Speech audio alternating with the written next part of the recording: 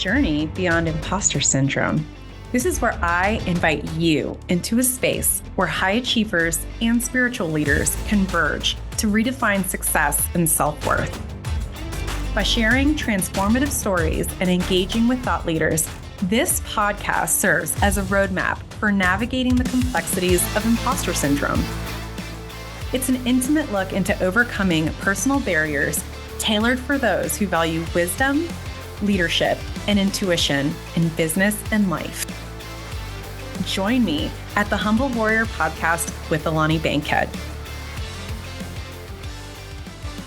It's been almost 10 years since I got the call from my boss. He wanted me in his office where he tells me some of our staff and a client in our field office in Kenya were murdered by the police. That office investigated police corruption, and you are one of two bodyguard trained people in the entire organization. Would you mind going to Kenya and being a bodyguard for the remaining trial staff going to and from this very international high profile court case?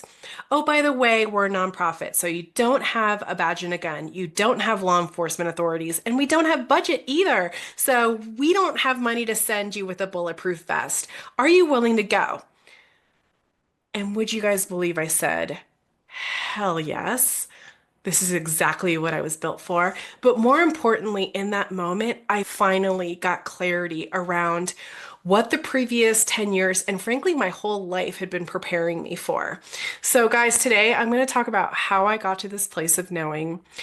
I've actually never fully shared my entire story on the podcast, and it's easy for me to sit here and think, my story is really not that interesting, but I know that some of you guys have been asking for it, and so here it is. Up until that point, I felt like really my entire life had been a mistake. I thought I was too small, too female, too brown, and too young looking to really be of any consequence in my life. And through all the trials and struggles, which I'm going to share with you here shortly, of trying to figure out who I was and what I was meant to do and all that stuff, trusting and clinging to this tiny little mustard seed of hope that finally brought me to this point where I had crystal clarity around what my purpose was and why I was there. So my life purpose is to rid the world of fear.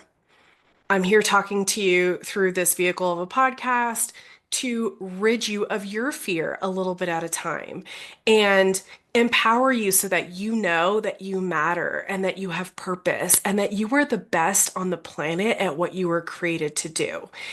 And in the military or law enforcement side of things, I really felt like I was built completely wrong. Inside, I always felt like a warrior, but when I looked at my outsides, all I saw was weakness and a lack of power and influence and ability to create the impact that I really wanted.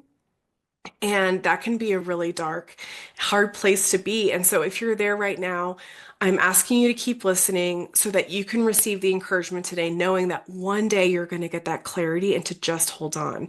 So especially if you're earlier in your career or you're getting ready to pivot career-wise, this would be especially for you. And you know, it's funny in terms of talking about teaching life purpose. I am an investigator by trade. Most of you guys know that. And I am known for working internationally and nationally with justice systems and helping them to protect the vulnerable. I'm very good at what I do. But the reality is, I can teach anybody how to run an investigation and do it well. Like literally, I could teach a monkey how to do it. But what I realized over time was that me running investigations on my own wasn't enough of the impact that I wanted to create. What I needed to do was empower and instill the desire and belief that we collectively as a group were capable of creating more incredible outcomes together than we could on our own, right? I wanted to be that force multiplier.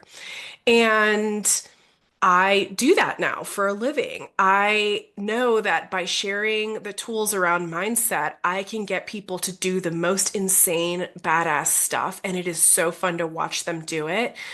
But I was the person at one point who needed that information. So we're going to go all the way back to the beginning. Little Alani Actually grew up in a very religious middle class household. So my parents grew up in poverty, and education was the way that they got out of it.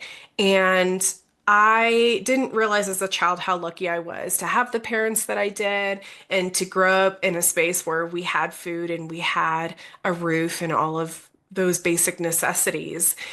And so I grew up in a space where my parents were high achievers and very hard workers because that's what they had to do to get to where they were. And they instilled those desires in me and my siblings as well. Unfortunately, that ended up resulting in me being the kind of child who was conditioned to do all the right things. I was completely motivated to be a good girl because, as we know now, children, when they're dependent on adults, they are going to figure out what the game is being played and how to win at that game. And so for me, I would get gold stars from my parents if I brought home good grades and did good things. And I was punished if I didn't do the right things or if I brought home a bad grade of any kind. Yes, a B plus is included as not a good grade in my household at the time.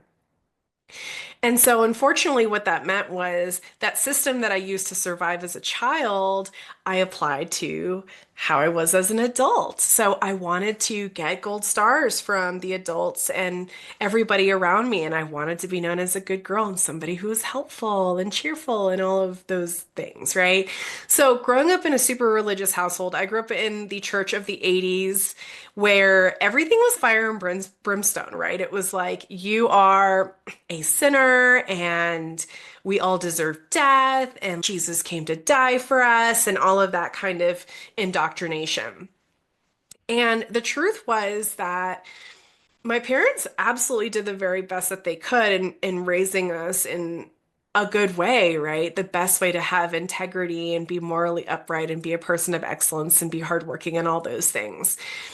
And we would go to church religiously Sundays and Wednesdays and sometimes on weekends if there were events happening, right? I was very plugged into youth group, all that stuff. And I just remember going to Bible studies and hearing people talk about in their quiet time or their Bible study, God would talk to them. And I never felt that way. I remember looking at these people thinking, why doesn't God talk to me? I don't feel like God talks to me. And I read my Bible too, right? I'm checking all the boxes, I'm doing all the good things. But I couldn't shake the nagging feeling that God didn't talk to me, and that was really hurtful. And so I'm going through the motions, doing the best that I can, feeling like there's something wrong with me because I can't hear God talk to me. And during the summer, right before my senior year, my parents split up. So my parents get divorced. It's a really messy, nasty divorce. And it involves alleged infidelity, and I was made to be the parent, right? I was the oldest child in the family, and I was trying to make peace in the house. And so I found myself oftentimes going between my parents, trying to soothe hurt feelings and make the situation better. Side note, that's super unhealthy. If you're in the middle of that, you shouldn't do that. Get therapy, get your parents into therapy, right? They can work their own stuff out. You are the child, not the adult. Okay, break. So, my parents split, and honestly, guys, this was the perfect excuse for me to rebel and lose my damn mind. My dad was still active duty at the time, and he was getting assigned to Colombia, like in South America. And this was at the height of Pablo Escobar drug cartel days. It was very dangerous in Colombia. And honestly, I felt my entire world crumble. Like my parents had done their best to present like we were a perfect little family and that we were very spiritual and everything was good. I believe that. Even though my parents fought, like they were a normal marriage, but that divorce really crumbled my foundation of everything that I thought. And so I was presented this opportunity with dad's going to go to South America by himself. I can go with him and go to school in Columbia, or I can stay in Virginia and finish out high school with my high school I'd been going to. Or third option was go to boarding school in England. So at the time, there was one military kids boarding school for kids that their parents lived in remote parts of the world. And I, at the time, did not have a very good relationship with my mother. I was definitely more of a dad's girl, but at the same time, I was very hurt and very confused. And I honestly just thought my parents were full of crap. I thought everything that I'd been taught was just a lie and nonsense. So, ding, ding, ding, England, here I come. And I go to England for a year where I'm at this boarding school, and we had floor moms, so we had dorm moms that would watch us and stuff like that. But we lived on a former military base. I lived in a dorm. I went to high school. It was amazing. It also gave me the opportunity to just go psychotic and completely upend everything my parents taught me. Yes, I drank underage, even in England, right? I remember having my first glass of Chardonnay and I was like head down on the table. It was so bad. But I remember being taught about drinking etiquette because Europeans are completely different about drinking than Americans are, right? I had sex that year. Oh my gosh, Alani had sex before marriage. That was like the ultimate FU to my parents and my religion and everything. I was just so over trying to be a good girl and play by the rules. And I think back on that time and I just see a girl who was trying to do her best, who was just so broken and so sad over her parents' divorce that she ran away. So my flight reflex was really strong in that moment. And so the trend continued into college. At the time, I was very high functioning, but I was definitely acting out. I had some trauma happening. I would sleep a lot, which at the time I just got, it's college. Like you kind of party hard and sleep a lot and stuff. I definitely think it was my body shutting down and wanting to escape the painful reality of what was happening and just not wanting to confront it. I did some things in college I'm definitely not proud of. And I've certainly made amends with those folks. And that's not the point of the podcast. But it was actually during college that my imposter syndrome really came to life. So I've shared on the podcast and in my book before that I had this encounter with a professor who basically told me that I would never amount to anything, that I would never graduate, I would never commission all of these things. And I used that interaction as fuel for my last year of college. This person telling me that I couldn't do something kicked in my very rebellious spirit, which was well honed at this point, right? And I was like, oh, really? I'm going to show you who Alani is, and we're going to get this done. I joke that I wish that person had been there my freshman year because I would have had a perfect 4.0. I had a phenomenal GPA by the time I finished my senior year, and even with an overload of courses that semester. And that person did not come to my commissioning ceremony. It was a total FU, which still I think is incredibly petty, especially as someone who's supposed to be a leader. But at the end of the day, what I didn't realize was that imposter syndrome, that little voice that told me I didn't matter and that I wasn't good enough, really followed me for the next 10 years of my career without me realizing. So everything I did, it didn't matter what unit I was in or anything like that. I always had that little subconscious voice that said, you're not going to make it here. You don't belong here. You don't matter. Nothing you do is going to matter. And I used that as fuel for the first 10 years of my career. And it's funny, I started my career as a human resources specialist in the military, and I really loved that job. I had so many incredible opportunities to interact with amazing units. My very first assignment was in Portugal, of all places, and it was so incredible. I had the best first boss. I was just super lucky for my first and second assignment. And I every assignment still had that voice of you need to achieve, you need to prove to these people that you belong. So these are all behaviors of people who suffer from imposter syndrome, which is 70% of you who are listening, probably higher actually, but studies show it's 70% of the population experiences it. And what was funny was at the time I was really devastated that I got human resources because I wanted to be an intelligence officer so I could go bust drug lords for a living. So, in the time that I was at boarding school, I still had the opportunity to live with my dad in Colombia. And I saw firsthand the effects of the narco trafficking trade on an entire population of beautiful human beings. And the culture in Colombia is so incredible. And I wanted to be part of that solution. So that's what I had studied to do. I majored in Latin American studies and criminal justice. And when I got human resources instead of intelligence, I was super devastated, but I was going to find a way. So I would call our kind of assignments officers because there were two positions for human resources specialists that were working the narco trade stuff in South America.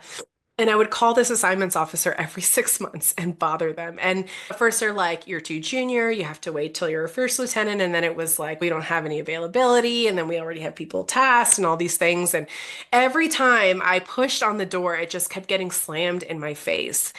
And I was really frustrated and didn't understand it at the time.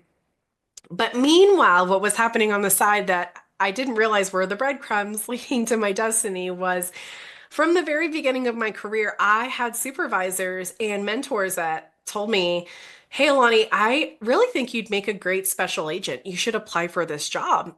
And I snorted and laughed and really blew them off at the time. I thought that special agents were internal affairs like snitches, and that's not who I am, right? Snitches get stitches. That's not how I roll. And so I really dismissed this feedback I was getting from people who really knew better. And finally, through destiny, I ended up having, it was probably the fourth or fifth person that told me that I should apply to be an agent. And I had really tapped out on the human resources learning opportunities. I loved my job. I loved the incredible people I got to work with and serve every day. But my intuition was telling me that I was ready for a different challenge. At the time, we were going through a reduction in force in the DoD, one of many, and there were very few options available to me to cross train. It was basically go fly planes, which I didn't want to do, go be medical, which absolutely not, or go be a special agent. And so I sarcastically put my name in the ring for this thing. I don't think I'm going to get it. I don't even think much about it for the next year. Frankly, I feel like I probably didn't get it. And I get a call out of the blue almost 12 months later, and they say, congratulations, you're going to be an agent and you report to your new unit in 2 weeks. And so at this point, I'm like, oh my gosh, I have to do this. I didn't really want to do it. It was this little sarcastic agreement I made with God to, if you actually exist, like, you're going to make this happen. What I didn't know at the time was my career field had only a 10% acceptance rate. So it was the second hardest career field to get into in my department outside of special operations. And I miraculously made it in. And so I'm in this job. The training was super fun. I'm still not quite sure I belong there, but I'm going with the flow. I'm trusting the process.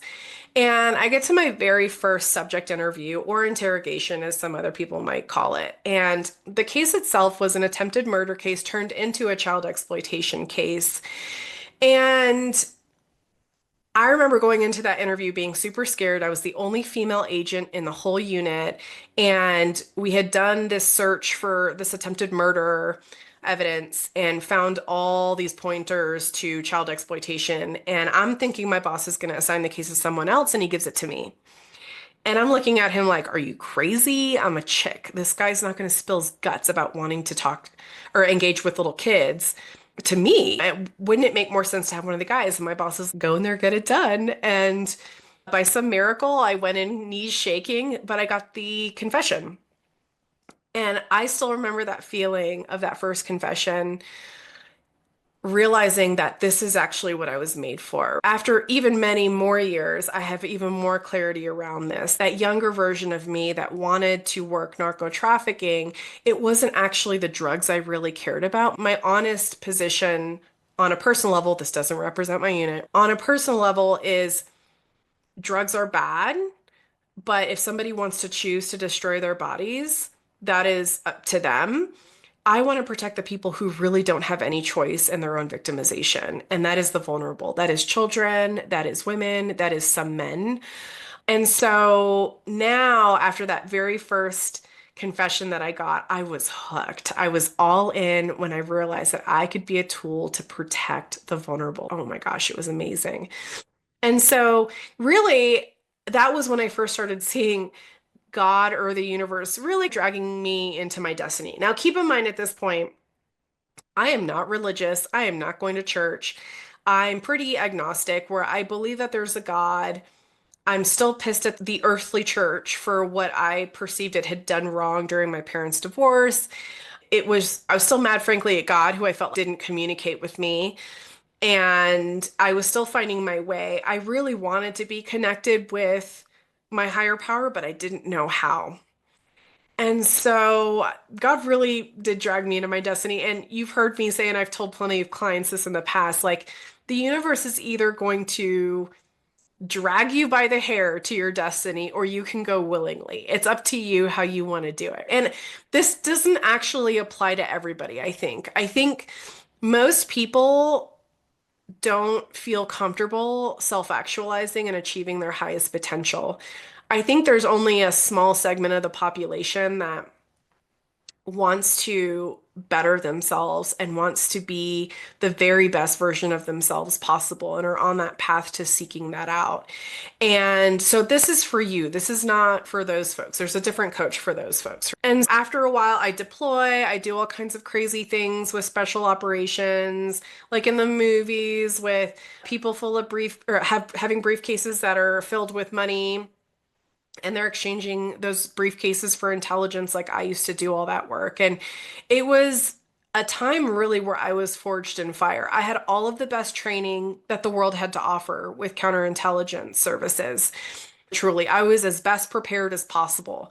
And even then, the minute I set foot in the Middle East, I did not feel qualified or that I knew what I was doing. And that just goes to illustrate the point that you're never going to feel ready for your calling. You're never going to feel like you're fully prepared. But I'm here to tell you, I'm living proof that it doesn't matter what kind of specialized training or tool or technique or anything, that you have everything that you need to be successful in your work. I do the same thing when I do work with justice systems and training them on anti-exploitation. Especially in the cyberspace, everybody wants a Gucci tool or some cool easy button that's going to make their lives easier. And I kind of nod and agree when we agree to the contract deal and I go in and I do the training. The truth is, that's not actually what they want. What they want is the confidence to know that they can be successful in working these cases. And that's what I bring them. And so I do that primarily by sharing all my biggest pitfalls and times that I failed and moments when I literally was horrible with technology and with cyber. And look at me with my current track record in court. It's very good. I'm very good at what I do, and I can teach and have taught other people how to do the same. But the reality is that most people are too scared to live out their life purpose. So they hide behind all these excuses that their brain makes up. That's what your imposter syndrome is, so that you don't have to put yourself out there and make a risky decision. Okay. So fast forward, I make it to personal security operations, which is a really fancy phrase for bodyguarding work. I make it to this position that in my field, people are like, oh my gosh, if at the time, if you make it to this position, you are on the up and up, you've essentially made it, and you could potentially reach the very highest levels of our profession. And I'm getting this feedback a little bit shocked, right? I'm still surprised that I've been picked. I didn't even want the job, to be honest. And I'm looking around thinking like, I made it. This is the apex. Then why don't I feel better? So I spent the next couple of years trying to figure out what I was doing there and just being really scared and frustrated. I couldn't hide that I didn't think I belonged. I'm a 5'3" female bodyguard who looks like she's 12. Like, I can't hide it. I can't fake it till I make it, which is what I used for years and years to get through. And something in me basically was like, you need to burn this whole thing to the ground. So there were a number of things that happened where I felt like God, the universe, whatever you want to call it, was just really drawing me to this place where it was time to leave. And I remember having this moment of clarity where I knew I had to leave active duty.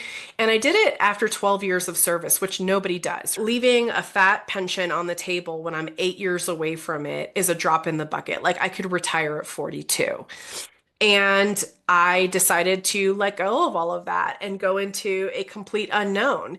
And guys, I have to say, it was totally confirmed for me the morning after I decided that it was time to get out. I slept so good that night. Like, The best night of sleep I've ever had. I've never felt more rested. That was when I actually realized that I don't get very good quality sleep.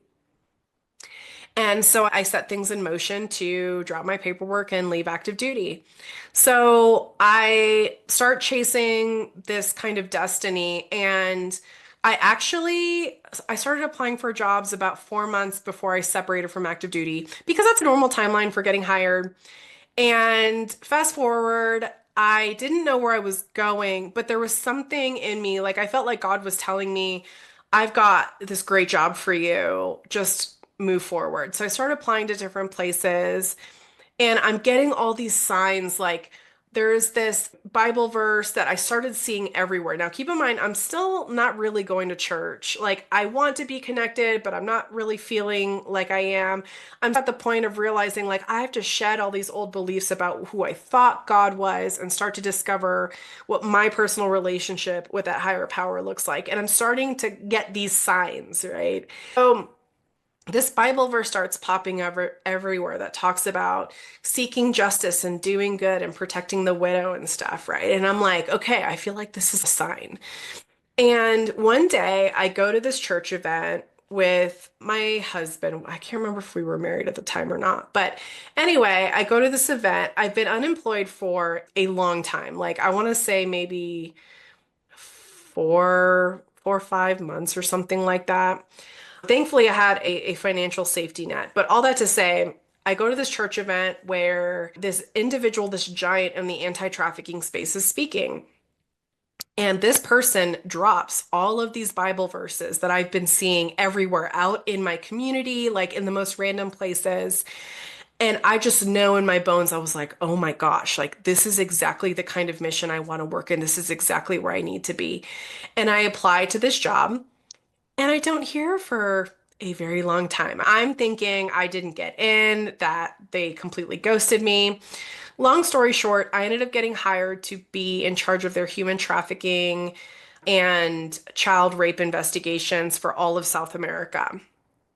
And the rest is history. Was I terrified and frustrated during that time period? Yes. My husband at the time was like, maybe you should look for a different job. But I'm like, no, like the universe, like God told me that this was the gig. It was just taking way longer than I anticipated. Looking back on that time, what I didn't realize was I actually really needed that time to reconstitute because I was so burned out and tired from the previous 12 plus years on active duty. I thought just like resting for a couple weeks would be enough. Oh no. For my imposter syndrome survivors, if you're experiencing burnout, it takes a minute. And I'm talking at least 6 months if you're in your burnout to get back to a semblance of feeling normal. And so I go to this anti-trafficking nonprofit. I'm doing this work. It is a very difficult environment to work in. On one hand, I have the most amazing coworkers. On the flip side, there's a lot of politics happening. And since we're talking about my testimony and my spiritual journey, if you believe in spiritual warfare or not, like I totally get it. I believe in it. And I believe that when you're doing God's work, higher power work, or doing what the universe is asking you to do, I believe that there are going to be forces that come for you that try to get you to stop doing that. And that's exactly a lot of what we experienced. And so the time that I spent in that space was super formative. I went knowing, right? So I was honing this relationship with God as I understood him. And there was a Bible verse where basically the concept was going to proclaim the good news to all these different countries. And I had this kind of perception of how my time in that space was going to be, all the good work we were going to do. And the reality was that we were at basics most of the time. And this is something that me and my coworkers now understand more than 10 years later is in the anti-exploitation space, it's such a high turnover that you're constantly going to be teaching at a 101 level. And I left that job because I had to. My husband got orders to another part of the world, so we had to move out there. I was super devastated to leave, even though it was a very difficult working environment in a lot of respects. But again, my investigations team that I got to work with were some of the most incredible human beings I've ever met. And so What I know now about that time is that verse, I felt like God was giving it to me to tell me actually that just trust me that when you leave this place, you will have accomplished exactly what I needed you to do. Even though you have very high expectations for yourself, please just trust that you did what I needed you to do and go in peace, kind of thing.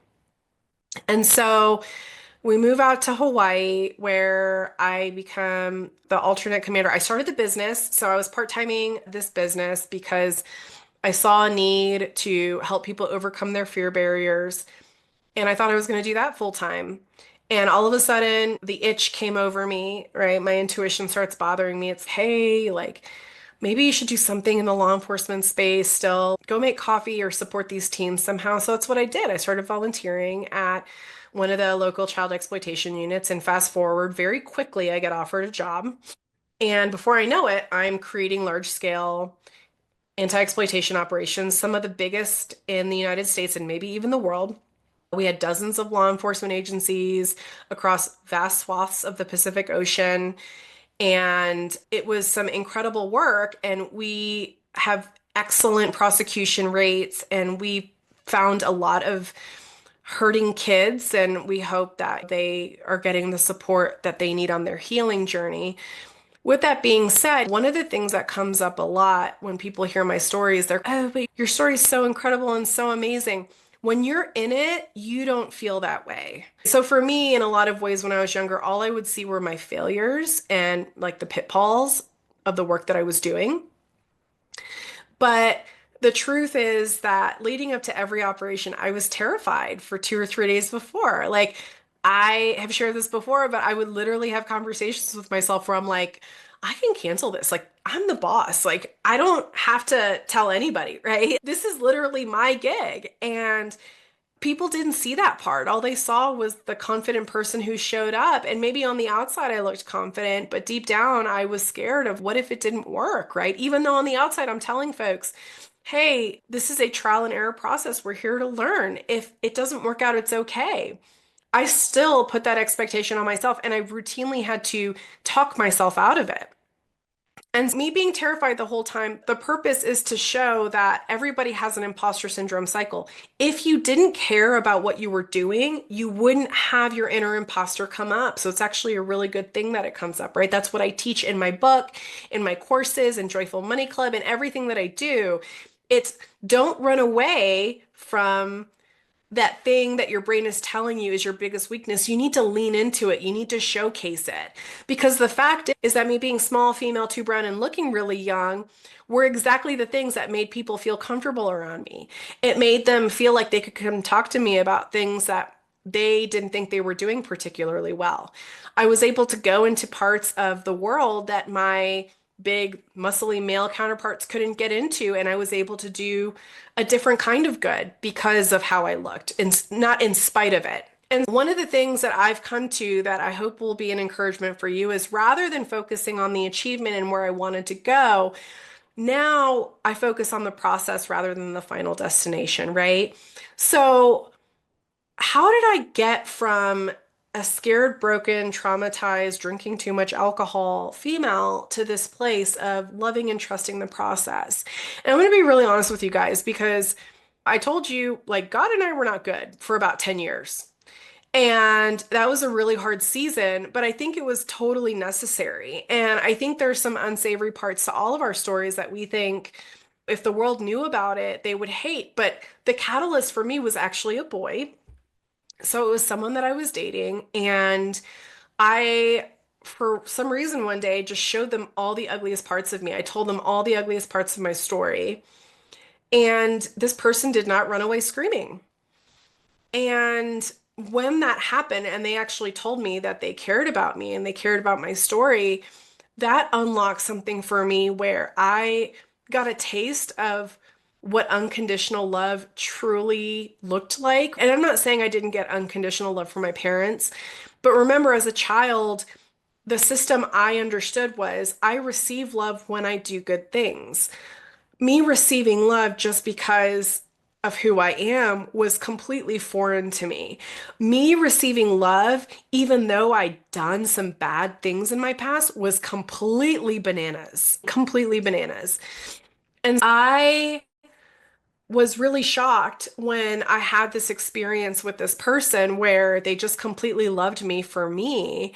And that was the thing that started me to that place of understanding of, oh, if this is what unconditional love is, then how do I apply that to God? Like, what if God really loves me for who I am, flaws and all? Like, what would happen then?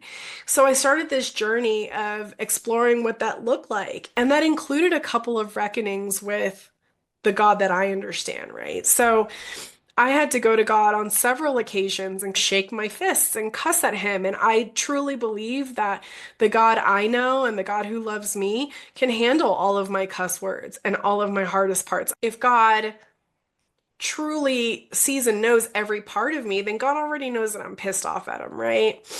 And ever since I started going on that journey, I was able to start seeing that really I'm just a vessel for the work that God has.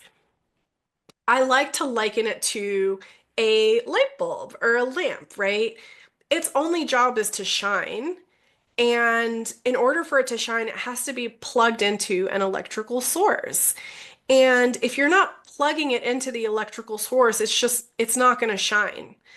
And so my job is to plug into the source. My job is to talk to God about who am I and why am I here and what do I need to do today and surrender to God and just shine the light in the way that only I was built how to do.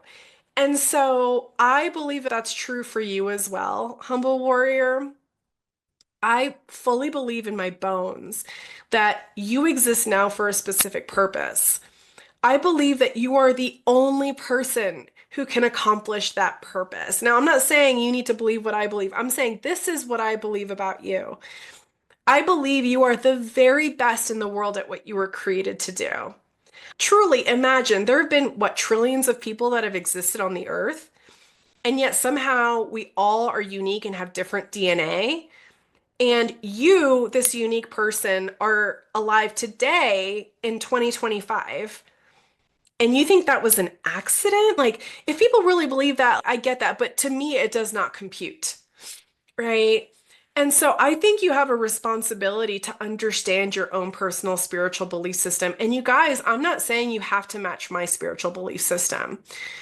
God and Jesus are real to me, but I've had the incredible privilege of traveling all over the world. I've been to probably, I don't know, 75, 80 or more countries. I have met followers of Islam and Judaism and atheists who I know in my bones are connected to a higher power. And I can't explain it based on biblical terms or any kind of spiritual text. This is just a truth that I know to be true, right? That's how I define spirituality is something that I know is true that I have no evidence to prove it, right? And so I personally believe that you have that responsibility to understand your spiritual belief system and how you interact with God or the universe or whatever you want to call it, right? If you don't believe in a God, that's totally cool. I think that's intuition or a soul, but the greater connection to each other might be what your spiritual belief system is. I personally believe that your inability to do so will result in you not achieving your highest potential. And I think deep down, some of you know that you haven't achieved your highest potential because you think you're God, right? And so that is one of the first questions you have to ask yourself. And I take this straight from episode 26, my interview with Mark Cummins, who Marine, Iron Man, incredible human being. Go check out that episode. We're going to link it in the show notes. But he asks, you have to decide for yourself, am I God or is someone or something else God first? And so often, especially in imposter syndrome, it's all about controlling your environment. Like, I control my work ethic. I control what other people think about me. I control the circumstances. I might micromanage folks to get things done. That can be really useful, but over time, it will destroy your physical and spiritual body because we're not meant to be in control. We aren't actually God, okay? And so surrendering to a higher power in some way is not a position of weakness, it's actually a position of power. Another incredible podcast guest that I had was Jeff Struker, right? So, Army Ranger Hall of Fame, he was in Black Hawk Down, super badass. He had me crying during that interview. And one of the things that he talks about is actually when Black Hawk Down happened, afterwards he got feedback from people that said, I was listening to radio communications and you were so calm the entire time. Like hell is raining down. He said the roads were glittering with gold from all the brass. It was insane. I can't even imagine what that must look like. And he was super calm. And he actually says something to the effect of, if you are a soldier and you have not decided what your spiritual belief system is, you are a liability on the battlefield. Isn't that crazy? Most of us, not most of us, I believe everybody listening to this podcast has a higher purpose that they're seeking to fulfill, that they're in an infinite game or infinite war, whether you want to stop exploitation or end hunger or uplift other disenfranchised groups of people, right? Whatever your purpose is, it is a battle to get the resources to the vulnerable people who need them. I can't talk today. And if you have not done this internal work of deciding who you are, whose you are, what your belief system is, you are a liability to those around you. You're going to cause damage. That's episode 30 with Jeff Struker. We're going to link that in the show notes too. And so, again, I want to give you full permission to define your spiritual practice however you need to. And I know some Christians, especially, are going to get pissed at me for saying that. And maybe I'm not the right coach for you, okay? I truly believe that God speaks to everybody differently, and I'm here to honor that. So, whatever that spiritual practice looks like for you, especially if you feel like you're just in the middle of being super disenfranchised and pissed off at the church, I get it. I've been there. I will happily be in this space with you where you can vent all of your frustrations because the church has done a lot of damage, a lot of damage.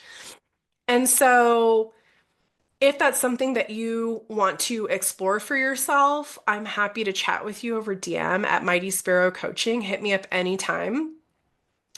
But ultimately, one thing when it comes to also defining what our spiritual practice looks like is deciding what is the purpose of suffering, right? And what part does it play in our lives? Most of the time, if you're suffering from your imposter syndrome, you're trying to avoid suffering. And there's this beautiful quote from the book The Alchemist by Paulo Coelho that says, tell your heart that the fear of suffering is worse than the suffering itself, and that no heart has ever suffered when it goes in search of its dreams, because every second of the search is a second's encounter with God in the eternity. This is a book that I read every single year because a different person just jumps, or a different part of the book just jumps out at me.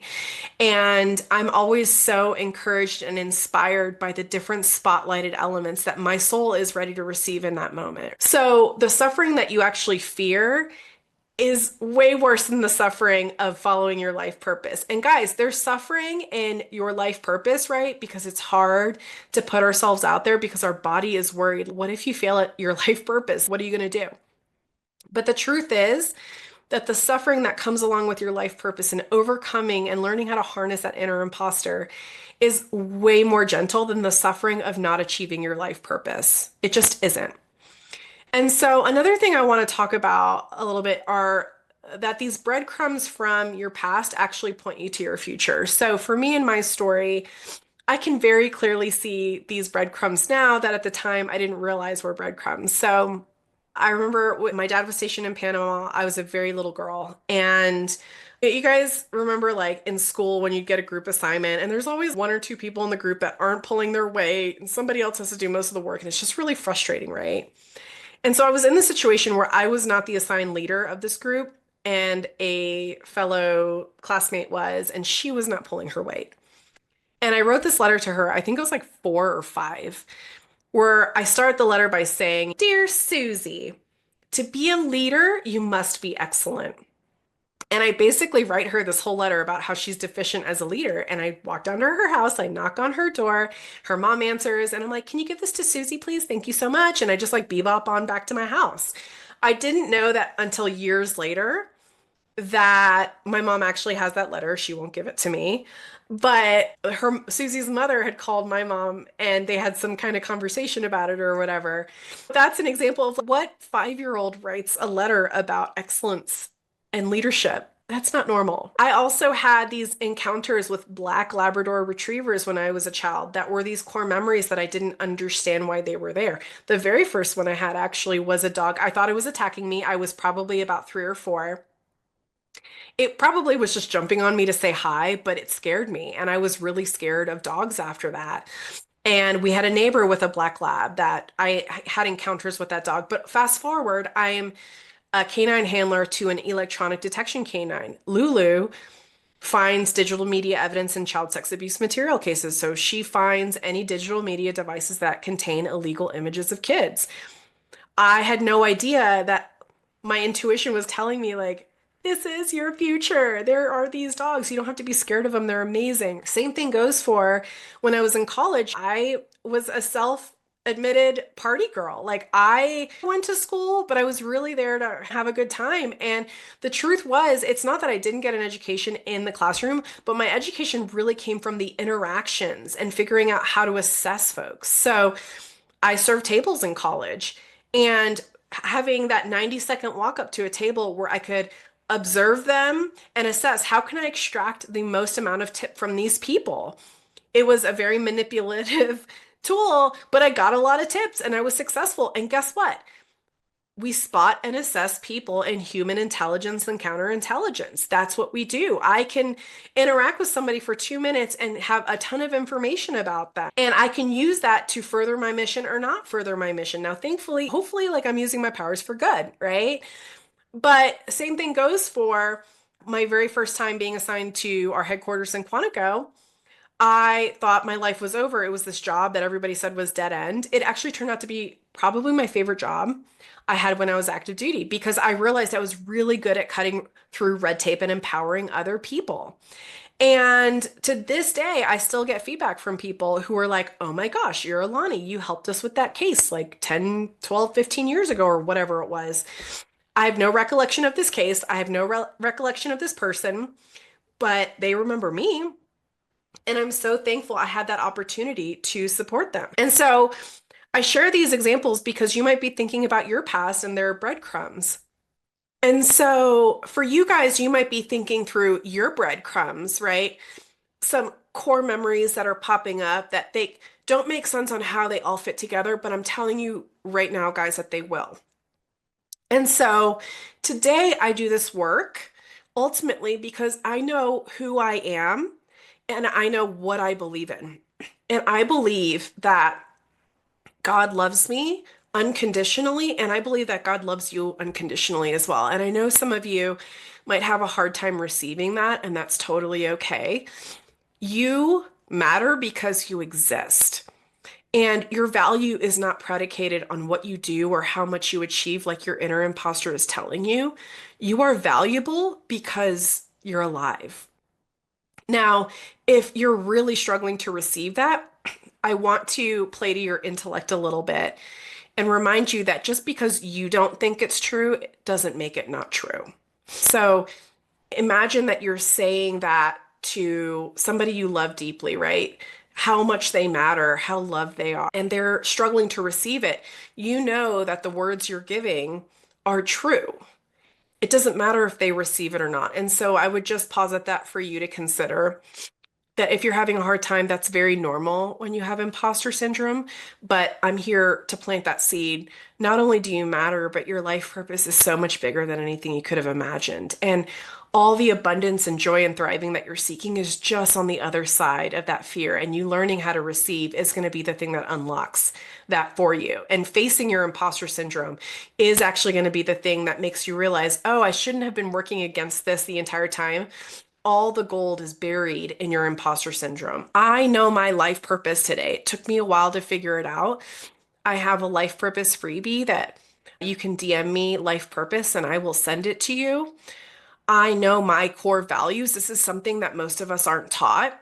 I have a very simple values exercise. It takes about 20 minutes. You'll identify your top 5 core values. Once you know what your core values are, a lot of the nonsense BS melts away because now you know what you're working towards. Now you know what your gifts are to the world, and you can focus on those gifts and create amazing results. And you can let yourself off the hook for trying to be perfect at all the values all the time, which is not feasible. You're human. Okay. I now know that my imposter syndrome was not something to hide. It was my launching pad for literally everything I ever did that led to connection and thriving and joy and abundance. Okay. I named my imposter syndrome Mr. Mayor. One of the earlier podcast episodes, actually, we talk about that process of creating awareness around what imposter syndrome is and how I know I have it. So that's episode 5. Episode 1 talks about the basics. Episode 3 talks about how imposter syndrome points you to your life purpose. And episode 9 talks about what the imposter syndrome cycle looks like. It even impacts your money in episode 11, right? So I have all these steps figured out for you in the earlier podcast episodes on how you can start cracking the nut on your own imposter so that you can realize that your imposter syndrome, that mine I shared, was born from my college professor, right? So the mayor of Whoville, the guy who tells Cindy Lou Who, this is what we get for listening to a little good for nothing girl in How the Grinch Stole Christmas. It's a funny example, but it's a powerful reminder of that little voice in my head that followed me for those first 10 years of my career, telling me I wasn't good enough. What I realized was up until I burned my career to the ground, I was doing things from a place of fear because I was trying to prove that I did matter. Once I understood that I want to work from a place of love, everything changed. The joy, the thriving, the abundance came. It was a different kind of hard than it was living in my imposter syndrome. It's hard to create something that didn't exist before, but that hard is so much more fun and preferable to the hard of living inauthentically. Is that even a word? I don't know, but I made it up. Anyway, I now know I am a vehicle. Like, I am not the end all be all. I'm not the one making the magic. I am the lamp that is just plugged into the source and the light comes from me, right? So I have to make sure to stay plugged into the source so that the magic and the light can continue happening. I am also healing, guys. It is a lifelong journey that will not end until I stop breathing. I have PTSD. I have anxiety. I have depression. I am on medication. I have had EMDR, which is an amazing tool, by the way, right? I've had to go through these hard processes of learning and submitting and identifying what healing looks like for me, right? I still remember, like, I wouldn't go on medication for the longest time. And I have this amazing psychiatrist who bamboozled me with intellect, right? And he was like, Alani, if you had a family member who had diabetes and they didn't want to take insulin, would that be a problem? And I was like, yes, absolutely. Like, the insulin will help them. And he eyeballed me, right? And coincidentally, at the time, I had a family member who had diagnosed diabetes and wasn't taking medication. And we were trying to convince him to do it. So, hi, pot kettle, like, I have to walk the talk myself. Okay. And so, all that to say, the healing journey has been so worth it. And creating these healing spaces where you can come and bring the hardest parts of you and still be seen and loved is exactly what Mighty Sparrow Coaching is here for. Okay. I want to leave you with the truth that you are so loved. So loved. You're loved by me. You're loved by God. You're loved by so many more people than you realize. Okay.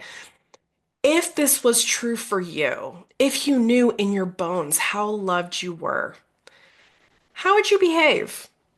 Would you shift things? How would you behave if you knew that you were so loved and that all your needs would be met?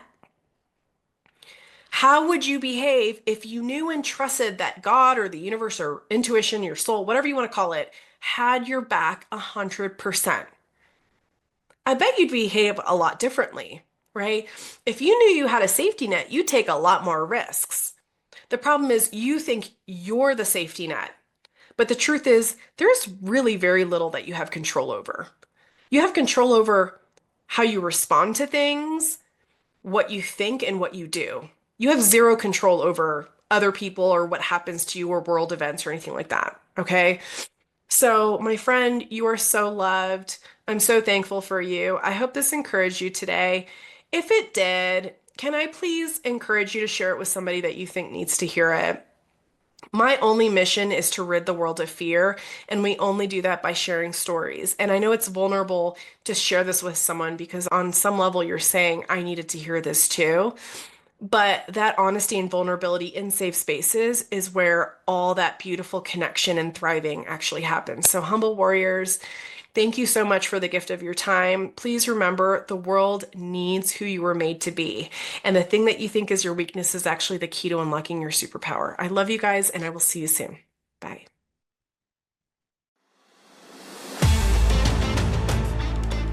If you enjoyed this episode and would like some help overcoming your imposter syndrome, check out the free life purpose exercise on my website and subscribe to my blog. If you already know what your life purpose is and are ready to crush or harness your imposter syndrome, then you're going to love my best-selling book, The Least of Us: How Your Weakness Points to Your Greatest Power, available on Amazon and all major book retailers. Or you can hit me up at Alani at mightysparrowcoaching.com to discuss private coaching or corporate and government training. That's ALANI at mightysparrowcoaching.com. Listen, there's only ever been one you, and there will only ever be one you. And you have a specific gift to give that the world desperately needs. Don't let your self-doubt be the thing preventing you from living your most joyful and impactful life. Until next time, I'm always cheering you on.